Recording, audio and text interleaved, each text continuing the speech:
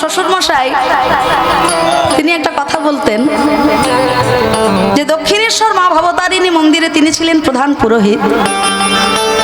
তা বোম্বে থেকে একজন বিশিষ্ট আর্টিস্ট এসেছেন, তা তিনি তার কাছে একটাই অনুরোধ করছেন, রিকোয়েস্ট করছেন যে আমাকে একটু ভালো করে 5টা মিনিট মাকে একটু ভালো করে দর্শন করতে দেবে, আমি আর অন্য কিছু চাই না। তা এত নাম করে একজন আর্টিস্ট, তিনি এত অনুনয় বিনয় করছেন, তখন শ্বশুরমশাই তাকে আজ্ঞা দিলেন বা আদেশ দিলেন যে যাও ভালো করে মাকে তুমি দর্শন করে আসো। তা ভালো করে মাকে তিনি দর্শন করে আসার পর শ্বশুরমশাই জিজ্ঞাসা করলেন যে হ্যাঁ গো বাবা, মন ভরেছে তো, দেখেছো? বলে হ্যাঁ। কি দেখলে? বাবা, মা কত গয়না পরে আছে, মায়ের সারাটা শরীর সোনার গয়নায়, মাথার মুকুটে তো একটা হিরে বসানো, এত বড় একটা হিরে, কি জ্যোতি, কি দামি একটা শাড়ি পরেছে। শাড়ি দেখেছো, গয়না দেখেছো, মায়ের চরণে কি আছে দেখেছো? এই যা, চরণটা তো ভালো করে দেখা হলো না। মা কি অলংকার পরেছে, কি শাড়ি পরেছে, কি গয়না পরেছে, সেগুলো ভালো করে পুঙ্খানুপুঙ্খে দেখতে গিয়ে ভালো করে মায়ের চরণ দুটো যে আমার দেখা হলো না। এই নামে রুচি হওয়াটা বড় কঠিন ব্যাপার বাবা। সবার কানে হরিনাম ভালো লাগে না, তা বলে কি হরিনাম ভালো নয়? একজনের পিত্ত রোগ হয়েছে, সে কবিরাজের কাছে এসে বলছে, কবিরাজ আমি যাই খাচ্ছি আমার মুখে তেতো লাগছে, আপনি আমাকে কোনো ওষুধ দিন যাতে আমার মুখটা আগের মতো ভালো হয়ে যায়।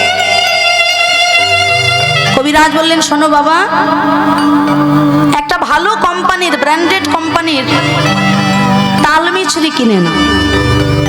হ্যাঁ গো মা, তালমিছরি খাও তো তোমরা? হ্যাঁ, তালমিছরি কিসের তালমিছরি? দুলা, মুখস্থ হয়ে গেছে। বাহ, তা যাই হোক, তো সে বেটা দুলালের তালমিছরি কিনেছে। তো তালমিছরি কিনে নিয়ে সেই তালমিছরি যখন মুখে দিয়েছে, সাউন্ড কিন্তু বড্ড কম লাগছে কানে।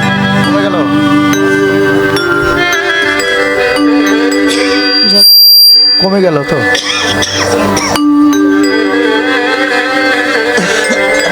এদিকে বক্স ঘোরালেই গেন উঠে যাচ্ছে। যে রাধে, এই যে গেন উঠছে বারবার, যে রাধে।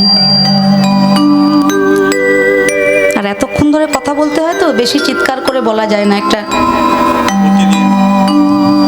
যে রাধে, যে নিতাই বড্ড কম। তো যাই হোক, তো সে ব্যক্তি একটা ভালো কোম্পানির তালমিছরি কিনে মুখে দিয়েছে। তা তালমিছরি যখন মুখে দিয়েছে, তালমিছরি যখন খাচ্ছে, তালমিছরিটা তার মুখে তেতো লাগছে।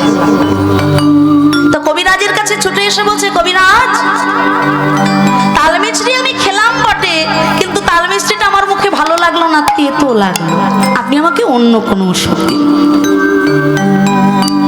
তা কবিরাজ বলছে, দেখো বাবা, তালমিছরি তোমার মুখে তেতো লেগেছে বলে যে তালমিছরিটাই তেতো তা কিন্তু নয়। তালমিছরিটা মিষ্টি বটে, কিন্তু যেহেতু তোমার রোগ হয়েছে, ব্যাধি হয়েছে, সেই জন্য ওই মিষ্টি তালমিছরি তোমার মুখে তেতো লাগছে। তবে তেতো লাগছে বলে তালমিছরি খাওয়াটা যেন তুমি বন্ধ করে দিও, খেতে থাকো। ওই তেতো তালমিছরিটা খেতে খেতে খেতে খেতে ওই তালমিছরিটা যেদিন তোমার মুখে মিষ্টি লাগতে শুরু করবে, তুমি জানবে সেই দিন তোমার পিত্ত রোগ দূরীভূত। ভদ্রলোক নামে আমাদের সবার রুচি হয় না, নাম আমাদের সবার শুনতে ভালো লাগে না, তবে ভালো লাগে না বলে নাম শোনাটা যেন কেউ ছেড়ে দেব না বাবা। খারাপ লাগলেও কষ্ট করে শুনবো আমরা নাম, আর নাম শুনতে শুনতে শুনতে শুনতে ওই নাম যেদিন আমাদের সবার কানে মিষ্টি লাগতে শুরু করবে, সেই দিন জানবো মায়ারূপী পিত্ত রোগ আমাদের জনমের মতো তাই গৌর হরি বল। আসুন তাই সবাই মিলে আজকে লীলার শুরুতেই আমরা প্রথমে একটু হাতে তালি দিয়ে হরে কৃষ্ণ মহামন্ত্র নাম গাইব। যে আজ এত সুন্দর শ্রী বিগ্রহের সম্মুখে এবং আপনাদের মতো গৌর গোবিন্দ অনুরাগী ভক্তির সম্মুখে কিছু গৌর কথা, কৃষ্ণ কথা আস্বাদন করার সৌভাগ্য আমাদের অর্জন হয়েছে। মহাপ্রভুর এই হরিনামের বন্যা একটা এমনই বন্যা যেখানে জাত নেই, কুল নেই, বিচার নেই। ভক্ত হও অভক্ত হও, নাম আভাসে জীবের মুক্তি। ভক্তি ভরে যারা হরিনাম সংকীর্তন আস্বাদন করবে, গ্রহণ করবে, মুক্তি তো তাদের হবেই। কিন্তু অভক্তি অবহেলার সহিত হরিনাম যদি একবার কারোর কানে চলে আসে, বাবা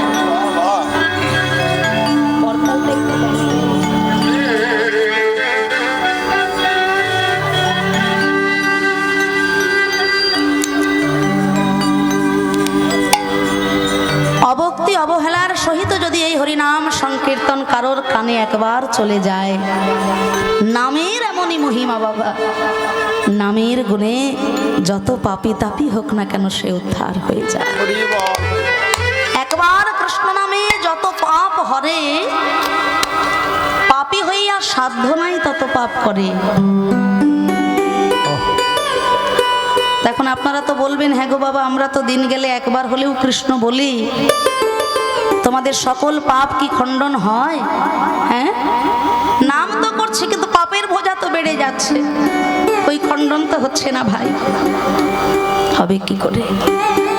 পরবর্তীকালে মহাজন যে কলমটি দিলেন সেটা আমাদের ভালো করে শোনা হয় না। হেন কৃষ্ণ নাম যদি লয় বহুবার, তথাপি না হয় প্রেম, না বহে অশ্রু।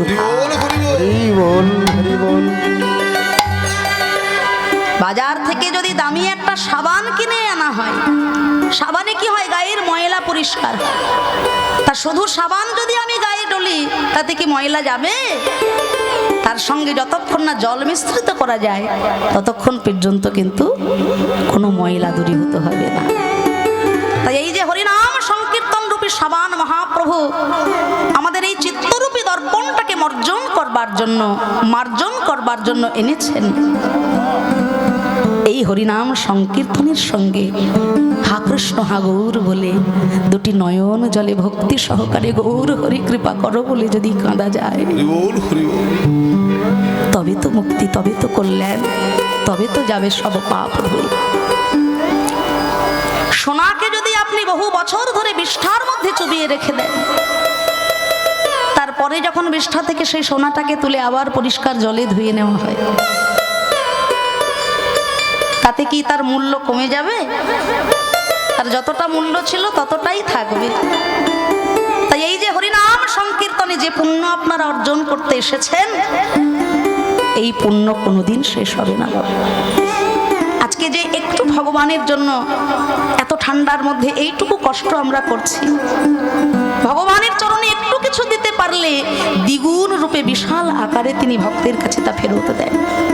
তাই আজকে আমাদের যে কৃষ্ণ সেবা, আজকে আমরা গোবিন্দ সেবার জন্য যে সবাই এত কষ্ট করে ছুটে এসেছি, আমাদের এই সেবাও বিফলে যাবে না বাবা। শেষের দিনে আমরা যথাসময়ে এই মহাভক্ত আমরা ফেরত পাব। তাই চৈতন্য মহাপ্রভু আমার মতো হতভাগ্য কলি জীবকে হরিনাম প্রেম সাগরে ভাসানোর জন্য, হরিনামে মুক্তি লাভ করানোর জন্য নেমে এসেছিলেন এই ধরাধাম।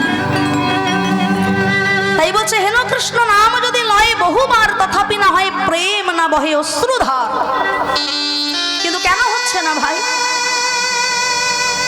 যে নামে পাষাণ গলে যায়, পাথর গলে যায়, জগাই মাধাইয়ের মতো মাতাল যে নামে পাগল হয়ে যায়, চাঁদ কাজীর মতো মানুষ যে নামে পাগল হয়ে যায়, সেই নামে আমার হৃদয় কাঁদে না কেন ভাই? কেন জানো? তবে তো জানিবে দেহে অপরাধ আছে প্রচুর, কৃষ্ণ নাম প্রেম জয়ীছে না হয় অঙ্কুর। বহু জন্মের পুঞ্জীভূত অপরাধের ফলে হৃদয়ের ফুলের বাগানটা আজকে পাথরে পরিণত হয়ে গেছে ভাই। তাই ওই পাথর গলানো পাষাণ গলানো নামে আমার রুচি নাই। নামে রুচি জীবে দয়া বৈষ্ণব সেবন, ইহা বিনা কিছু নাই শুনো সনাতন। মহাপ্রভুর বাণী, মহাপ্রভু বলেছিলেন সর্বপ্রথম দরকার নামে রুচি আর জীবে দয়া। এতটা বড় মহাপ্রভু ভালোবাসতেন। তার নামে রুচি জীবে দয়া আমাদের হবে কিভাবে? নাম শুনতেই তো আমাদের ভালো লাগে না বাবা। এই গ্রামে 5টা 10টা ভক্ত আছে, হাজার হাজার ভক্ত আছে, হ্যাঁ পাড়ায় হাজার হাজার ভক্ত আছে, কিন্তু সবাইকে এই হরি নামের জন্য ছুটে আসতে পেরেছে? হ্যাঁ, এই সময় টিভিতে সব থেকে প্রিয় সিরিয়ালটা শুরু হয়েছে বাবা। এত ঠান্ডার মধ্যে বাবা ওই চটের ওপরে বসে থেকে কাজ নেই, কম্বলের মধ্যে বসে বসে ওই প্রিয় সিরিয়ালটা দেখবো। বেকার বেকার ওখানে চিৎকার চেঁচামেচি শুনে কি হবে ভাই? হ্যাঁ, আবার কেউ কেউ আসে কীর্তন দেখতে, কীর্তন শুনতে না। কীর্তনিয়াটা কি শাড়ি পরেছে, হ্যাঁ কীর্তনিয়াটাকে কেমন দেখতে লাগছে, তা এখন কীর্তন মানুষ দেখতে আসে, কীর্তন শুনতে আসে।